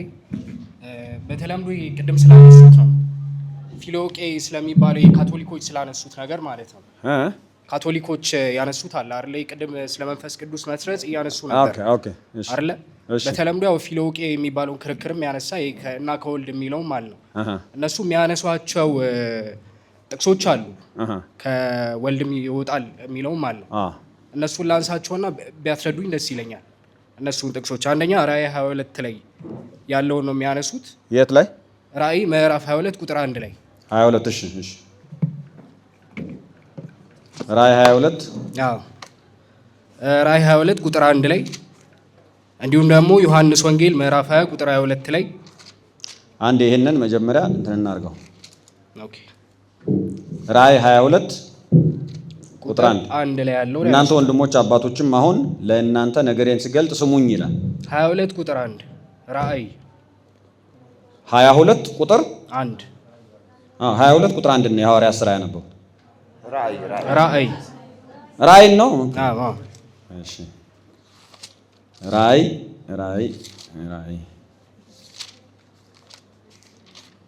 22 ቁጥር 1 እሺ 22 ቁጥር 1 በአደባባዩ መካከል ከእግዚአብሔርና ከበጉ ዙፋን የሚወጣውን እንደ ብርሌ የሚያንጸባርቀውን የሕይወትን ውሃ ወንዝ አሳየኝ። ኦኬ ይሄ ምንድን ነው? እነሱ የሚሉት ይሄኛው የሕይወት ውሃ ወንዝ የሚለው መንፈስ ቅዱስን ነው እና ከበጉ ዙፋን ደግሞ ይወጣል የሚለው ሰው ከእግዚአብሔርና ከበጉ ዙፋን ሰው የሚወጣው ያ ደግሞ የሕይወት ውሃ ወንዝ የሚለው መንፈስ ቅዱስን ነው። ከበጉ ዙፋን ይወጣል የሚል አያይዞ ደግሞ ሮሜ ላይ የሚያነሱት አለ። ቀጥላለሁ ወደሱ። አሁን የመጀመሪያው ይሄንን ክፍል የሕይወት ውሃ ወንዝ የሚለው መንፈስ ቅዱስን ነው ብሎ መወሰን የራሱ የቤተ ክርስቲያኗ ከሆነ ራሱን የቻለ ነገር ነው ማለት ነው። መንፈስ ቅዱስ ተብሎ ሊተረጎም የሚችልበት የለም እያሏቸው አይደለም። ምክንያቱም ብዙ ቦታ ላይ አለ። የሕይወት ውሃ ወንዝ ተብሎ ተመስሏል መንፈስ ቅዱስ። የሕይወት ውሃ ወንዝ ተብሎ ተነገረ። የሕይወት ውሃ ወንዝ ተብሎ ሜታፎሪካሊ መንፈስ ቅዱስ ተገለጠ ማለት የሕይወት ውሃ ወንዝ ባለበት ቦታ ሁሉ መንፈስ ቅዱስ ተብሎ መተርጎም አለበት ማለት አይደለም። ያ ትምህርት ሊሆን ይችላል። ያ ራሱ ወልድን ሊሆን ይችላል የሚመለከተው። የሕይወት ውሃ ራሱ እግዚአብሔርን ሊሆን ይችላል። የሕይወት ውሃ ጉድጓድ እኔን ተውኝ የራሳቸውንም ውሃ የሌለበትን ጉድጓድ ቆፈሩ ይላል ኤርምያስ። አሁን ምዕራፍና ቁጥሩን ባላስታውስም ያኔ እግዚአብሔር ነው ራሱ የሕይወት ውሃ ወንዝ የተባለ ማለት ነው። ስለዚህ እንደዚህ አይነት ጥቅሶችን ማስፋትና ወይም ደግሞ ከአውዳቸው በማስወጣት ሌላ ትርጉም እንዲሰጡ በማድረግ ከሄደ መስማማት አይቻልም እንደዚህ አይነቱ ማለት ነው። ግን ራእይዋን ይህንን እንተውና ወደ ዮሐንስ እንመለስ። ወደ ዮሐንስ ወንጌል ስንት ነው ያለኝ? 22 ኦኬ የመንፈስ ቅዱስን መስጠቱን ማለት ነው። ትክክል። 22 የሚለው እንደዚህ ነው። ይህንንም ብሎ እፍ አለባቸውና መንፈስ ቅዱስን ተቀበሉ፣ ኃጢአታቸውን ይቅር ያላቸዋቸው ሁሉ ይቀርላቸዋል፣ የያዛችሁባቸውም ተይዞባቸዋል አላቸው ይላል። አሁን ይህንን እንዲህ እናድርግ።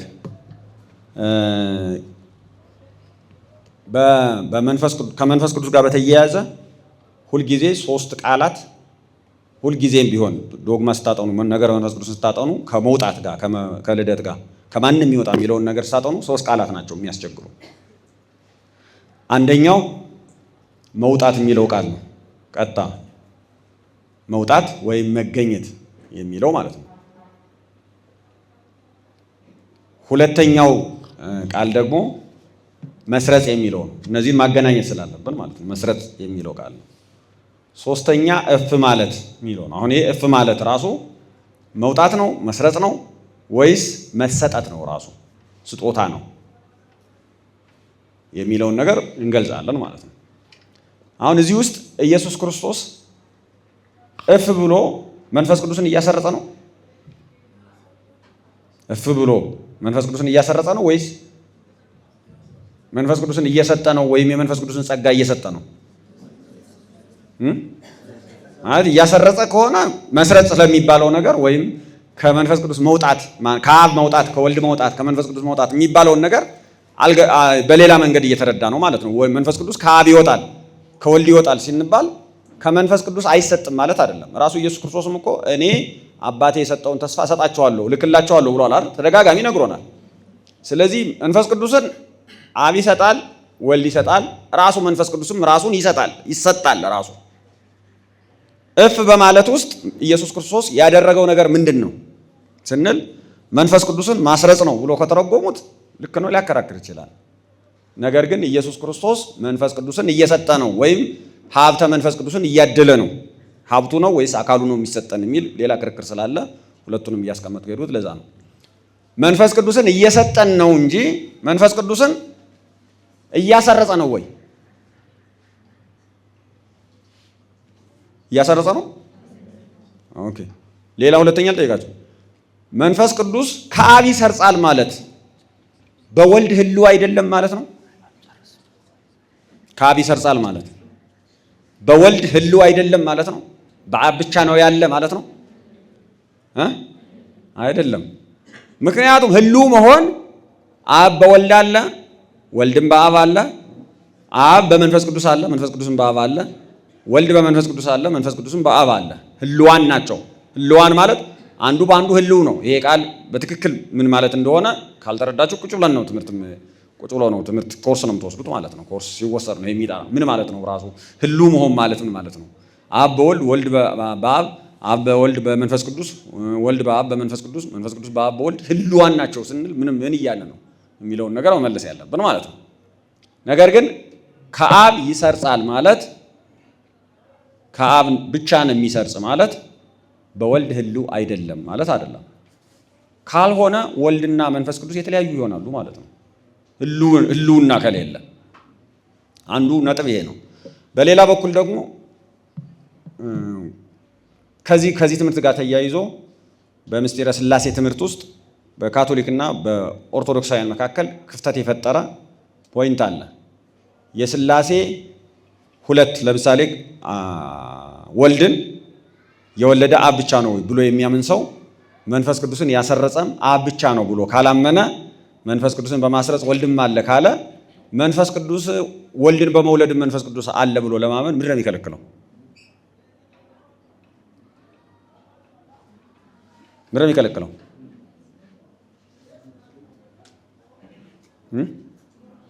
ይታያቸዋል ነው ልድገመው። ወልድን የወለደ አብ ብቻ ነው ብሎ የሚያምን ሰው እንደዛ ነው የሚያምኑ። ወልድን የወለደው አብ ብቻ ነው፣ መንፈስ ቅዱስ ወለደ ብሎ አያምኑም አይደል? ልክ እንደኛ ነው። በዚህ ችግር የለው። ወልድን የወለደ አብ ብቻ ነው ብሎ የሚያምን ሰው በዛው ሂዶ መንፈስ ቅዱስን ግን ያሰረጸ አብ ብቻ አይደለም ይላል። ወልድም መንፈስ ቅዱስን በማስረጽ አለ ይላል። ሰው እንደዛ የምትል ከሆነ መንፈስ ቅዱስ ወልድንም በመውለድ አለ ብለህ ብታመን የሚያስቸግር ነገር ምንድን ነው? ወይም ምን አይተህ ነው? ምን ማስረጃ ይዘህ ነው ብለን ምን ይዘዋለን ማለት ነው። አሁን እንደዚህ አይነቶች ነገሮች የአብን ወላዲነትና አስራጺነት ብቸኛ አባት፣ ብቸኛ አስራጺ፣ ብቸኛ ወላዲ የሚባልበትን ትምህርቱን ከጥንት ጀምሮ ከመጀመሪያም ጀምሮ የነበረ ነው። ይሄ በኋላ ነው በነገራችን ላይ ካቶሊኮች ይችን የጨመሯት ማለት ነው። ምን የሚሉ ናቸው? የሚለውጡ ናቸው ትምህርቶች፣ ነባሩን ትምህርት የሚለውጡ ናቸው። በሌላ በኩል ደግሞ መንሳት የሚለውን ወይም መውሰድ፣ ገንዘብ ማድረግ የሚለውን ነሲ የሚባል ሰምታችኋል አይደል? ቃሉ ነሲ በግዕዝ ነሲ ነው።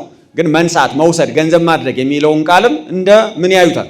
እንደ መውለድ የሚያዩት አሉ፣ ወይ እንደ መስረጽ የሚያዩት አሉ፣ ወይ በሆነ ነገር ከመስረጽና ከመውለድ ከመወለድና ከማስረጽ ጋር አያይዘው የሚተረጉሙት አሉ። ይሄም ራሱን የቻለ የኩነት ትምህርት ነው፣ የግብር ትምህርት አይደለም። ማለት መንሳት፣ መውሰድ፣ ገንዘብ ማድረግ ስንል ከምን ጋር የሚያያዘው? ከኩነት ጋር ብቻ ነው የሚያያዘው። ከኔ ወስዶ ይነግራችኋል ሲል ኢየሱስ ክርስቶስ ከኔ ወስዶ ካለማ ከሱ ሰርጿል ማለት ነው ልንል አንችልም። ያ የኩነት ትምህርት ነው። መውሰድ ማለት ነሲ ማለት ምን ማለት ነው ስንል የኩነት ሌላ ገጽታ ነው ማለት ነው። ሌላ ትምህርት ግልባጩን ስናየው አብ ለወልድ ለመንፈስ ቅዱስ ልብ ሆነ ማለት ከወልድ ቃልነትን ይወስዳል፣ ገንዘብ ያደርጋል ማለት ነው። ከመንፈስ ቅዱስም እስትንፋስነትን ሕይወትነትን ገንዘብ ያደርጋል ማለት ነው ብለን አናበን ሞልተን የምንተረጉምበት መንገድ ነው ማለት ነው ነሲ። ስለዚህ መውጣትን፣ መስረጽን፣ መውሰድን ወይም መንሳትን ነጥለን ምን ማድረግ አለብን ማለት ነው? በትክክል መረዳት አለብን ማለት ነው። ከዚህ አንጻር በራሱ መንፈስ ቅዱስን ቀጥታ የሚናገር ካለ ልክ ቅድም እንዳልነው ከበጉና ከእግዚአብሔርና ከበጉ የሕይወት ውሃ ወንዝ ይፈልቃል እንደሚለው መንፈስ ቅዱስ ይወጣል የሚል ቀጥታ ካለ እሱ ጥቅስ መጽሐፍ ቅዱስ ውስጥ እኔ የማላውቀው ነው፣ አላውቀውም ማለት ነው። አንዴ እንደውም እንደዚህ ተናግሬያለሁ። ማንም ሰው ሐሳቡን ትምህርቱን ማምጣት ይችላል፣ መሞገት ይችላል። መጽሐፍ ቅዱስ ግን ማድረግ አይችልም። መጽሐፍ ቅዱሳዊ ማድረግ አይችልም። መጽሐፍ ቅዱሳዊ የሚሆኑ ትምህርቶች ከጥንት ጀምሮ የነበሩ ከጥንት ጀምሮ የማያከራክሩ መጽሐፍ ቅዱስ ውስጥ የተጻፉ ያሉ ቤተ ክርስቲያንም የተስማማባቸው ትምህርቶች አሉ።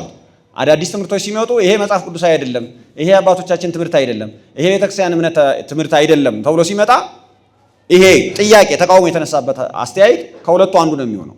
ወይ መጽሐፍ ቅዱሳዊ ይሆናል ወይ መጽሐፍ ቅዱሳዊ መሆን አይችልም። የተሳሳተ ትምህርት ይዞ የሚመጣ ሰው አምኖት መኖር ይችላል። የራሱ ትምህርት የራሱ ስብከት ማድረግ ይችላል። የራሱ ዶክትሪን ማድረግ ይችላል። የመጽሐፍ ቅዱስ ትምህርት ግን ሊያደርገው አይችልም። ስለማይቻል እንደዚህ አይነቱ ነገሮች በጥንቃቄ ማጥናት አለብን። በደንብ ጊዜ ወስደን ማጥናት አለብን። ጊዜ ወስደን ማየት አለብን ማለት ነው። ምናልባት አንድ ልጨምር፣ ትንሽ ደቂቃ ሄጃለሁ፣ ግን አንድ ጥያቄ ልጨምር።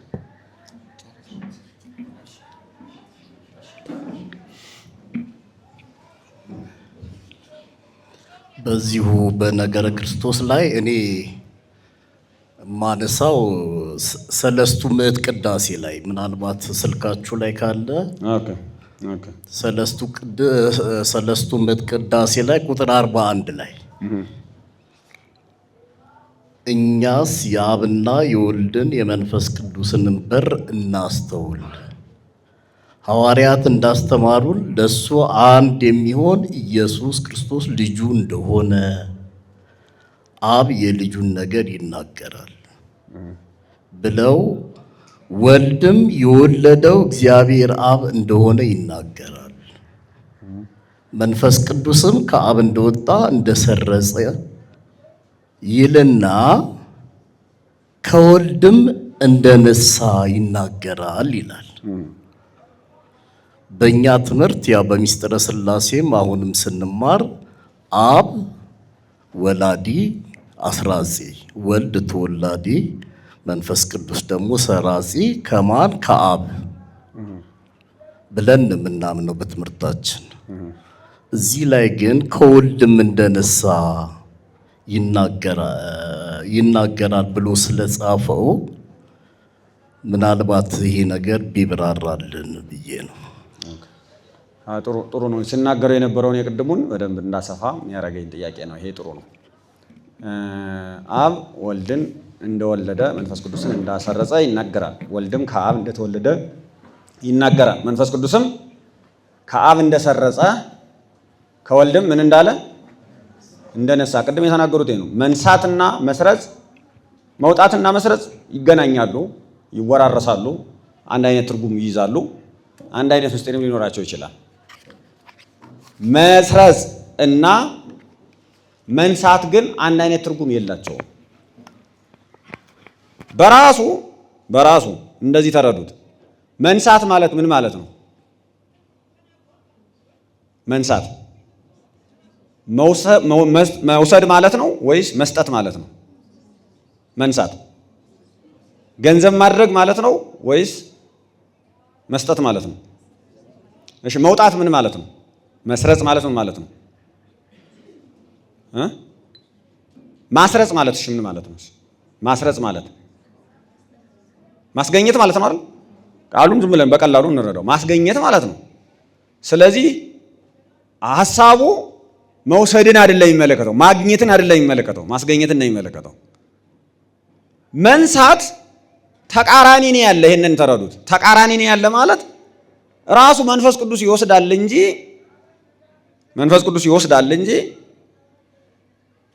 መንፈስ ቅዱስ አይሆንም ማለት ነው። በዛ መንሳት በምትለው ቃል ውስጥ ሲሆን ምንድነው የሚባለው? እስትንፋስ ሆነ ህይወት ሆነ እንላለን። ሲነሳ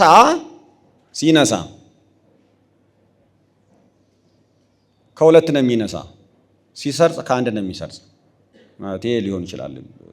ብዙ ግልጽ ሊያደርገው የሚችለው ሲሰርጽ ሲወለድ አንድ አካል ከአንድ አካል ብቻ ነው የሚወለደው የሚሰርጸው። ሲነሳ ግን ከሁለት አካል ነው የሚነሳው። አንዱ ከሁለቱ አካል ነው የሚነሳው። አብ ራሱ ነሳኢ ነው። በመንሳት ደረጃ አብም ነሳኢ ነው። ምንድን ነው? ነሳኢ ነው። ምን ማለት ነው? ቃልነትን ከወልድ እስትንፋስነትን ከመንፈስ ቅዱስ ምን ይላል? ይነሳል፣ ይወስዳል። ነሳኢ መንፈስ ቅዱስ ብቻ አይደለም፣ ወልድ ብቻ አይደለም። ወልድ ደግሞ ከሁለት አካል ይነሳል። ልብነትን ከአብ እስትንፋስነትን ከማን? ከመንፈስ ቅዱስ ይነሳል። መንፈስ ቅዱስ ከሁለት አካላት ይነሳል። ልብነትን ከአብ ቃልነትን ከማን ይነሳል? ከወልድ ይነሳል። ከአብ እንደሰረጸ ከወልድም እንደነሳ ሲል ምን እያደረገ ነው? ከአብ ከሰረጸ ከአብ መንሳቱ ምንም ክርክር የለውም ማለት ነው። መስረጽ መንሳቱን ውስጡ ስለያዘ ማለት ነው። በውስጡ አለ። አንድ አካል ከአብ ተወለደ ብለህ ከአብ ምንም አልነሳም ልትል አትችልም። ምንም አልወሰደም ልትል አትችልም። ኦልሬዲ የተወለደው ከአብ ነው እያለ ነው። ስለዚህ ከአብ ከተወለደው ለምሳሌ ወልድ ከአብ ተወለደ እንዳልነው ከአብ ልብነትን ነሳ ማለት እንችላለን። ወልድ ከአብ ሰረጸ ካል ከአብ ሰረጸ እንዳልነው ከአብ ልብነትን ምን አደረገ እንላለን? ነሳ እንላለን። አብ ወለደ ካል አብ አሰረጸ ካል በመውለድ በማስረጽ ጽንሰ ሐሳብ በመውለድ በማስረጽ ምስጢር ውስጥ መንሳት አለ በውስጡ። ተወላዲው ሰራጺው ይወለዳል ይሰርጻል ብቻ ሳይሆን ይነሳልም የሚለው ውስጡ አለ ማለት ነው። ምንን ይነሳል? ተወላዲው ሲወለድ ልብነትን ይነሳል። በህልውና ይተሳሰራሉ ማለት ነው። ሰራጺውም ሲሰርጽ ልብነትን ይነሳል። የሚሰርጸው ከአንድ ቦታ ነው፣ ከአንድ አካል ነው። የሚወለደው የሚሰርጸው ከአንድ አካል ነው፣ ሁለቱም አካላት ማለት ነው። መንፈስ ቅዱስን ታዲያ ለይቶ ለምንድን የተናገረ? ከአብ እንደሰረጸ ካለ በኋላ ከወልድ እንደነሳ ያለ ለምንድን ነው ስንል መንሳትና መስረጽ የተለያዩ ምስጢራት ስለሆኑ መንሳትና ምን ማለት መስረጽ የተለያዩ ምስጢራት ናቸው። መስረጽን ሲናገር ከማን አለ? ከአብ አለ። መንሳትን ሲናገር ግን ከአብ ብቻ ሳይሆን ከማንም እንደነሳ አለ፣ ከወልድም እንደነሳ። ይሄ ማለት ከወልድም እንደነሳ በሚለው ንባብ ውስጥ ከአብ ነስቷል ማለት ነው። ሲሰርጽ ራሱ ነስቷል ማለት ነው፣ ወይም ይነሳል ማለት ነው፣ ይወስዳል ማለት ነው። ይሄ ግን ከአብ ብቻ ነው የሚነሳ እንዳይል ከወልድም ምን እንዳላለው እንደነሳ አለ። ስለዚህ መንሳት ራሱን የቻለ ሌላ ምስጢር ነው። ከኩነት ጋር ቃሉ ራሱ ከኩነት ጋር የተያያዘ ነው። የኩነት ምስጢር ነው። የሚያዋህድም የሚከፍልም ነው እንላለን። መክፈልና ማዋሃድ ሁለቱ በልዩነት በኩነት ውስጥ ያለ ምስጢር ነው። ኩነታት ያዋሃዳሉ፣ ይከፍላሉ እንላለን። ነሲ እና ኩነት ይተሳሰራሉ እርስ በርሳቸው። ስለዚህ አካላትን ይከፍላሉ፣ አካላትን ያዋሃዳሉ። እንዴት ነው የሚከፍሉ? እንዴት ነው የሚዋሃዱ? አሁን ዝርዝር ሰዓት ስለሌለን አንሄድም። ስለዚህ ከወልድም እንደነሳ በሚልበት ሰዓት ላይ ከወልድም እንደሰረጸ እንደማለት ልንተረጉመው አንችልም። የሰረጸው ከማን ብቻ ነው? ከአብ ነው። ከወልድም ይነሳል ወይ? ይነሳል። ራሱ ወልድም ከኔ ነስቶ ይነግራቸዋል ብሎናል አይደል? ከኔ ወስዶ ይነግራቸዋል ብሎናል። ራሱ ወንጌል ላይ የተጻፈ ነው። ቅድም ተናግሬያለሁ። ነሲን በተመለከተ አብ ከወልድ ከመንፈስ ቅዱስ ይነሳል፣ ወልድ ከአብ ከመንፈስ ቅዱስ ይነሳል፣ መንፈስ ቅዱስ ከአብ ከወልድ ይነሳል። ነሲ የሚለው ሐሳብ ሶስቱንም አካላት የሚያስተሳስር ነው። መውለድ፣ ማስረጽ፣ መወለድ፣ መስረጽ የሚሉት ግብራት ግን ሶስቱን አካላት ለየብቻ ነው የሚያስተሳስሩ። ለምሳሌ መውለድ የሚለው ግብር አብንና ወልድን ብቻ ነው የሚያስተሳስር። መስረጽ የሚለው ግብር አብንና መንፈስ ቅዱስ ብቻ ነው የሚያስተሳስር። ስለዚህ ወላዲነትና ተወላዲነት፣ ሰራጺነትና አስራጺነት በሁለት አካላት መካከል ያለ ነው፣ በሶስቱ አካላት አይደለም። ነሲ ግን በሶስቱ አካላት መካከል ያለ ትስስር ነው።